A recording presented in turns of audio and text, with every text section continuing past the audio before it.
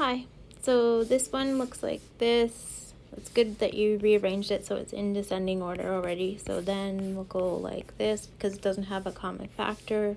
This should be a 2, this should be a 2, and should be 36 and 1, right? Because when we multiply those two numbers, they'll give me 36, but when I add them, if they're negative, they'll give me negative 37.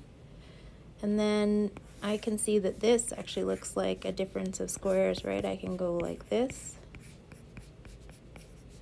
And then this one also looks like that. I can do that.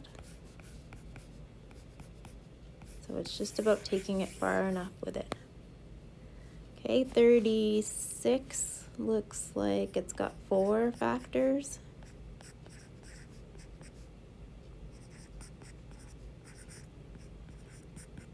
But first, I see that they all can be divided by 3, so we'll take out the 3 first.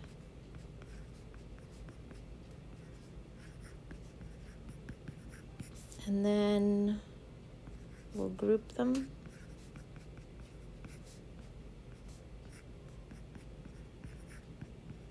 Oh, I forgot to divide that guy by 3.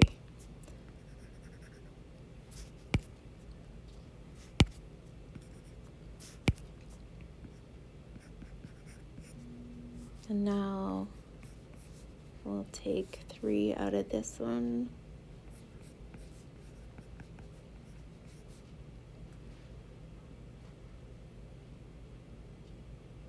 Maybe we can take 6 out of it, hey? I was just thinking there's still 2 2's there. Let's try 6. Now x minus 1. And then these both have a y and an x, so we'll take x, y out. And then I think I get x minus 1 again. Yep, so now I have 3, 6 plus xy times my common factor. Okay, hope that helps.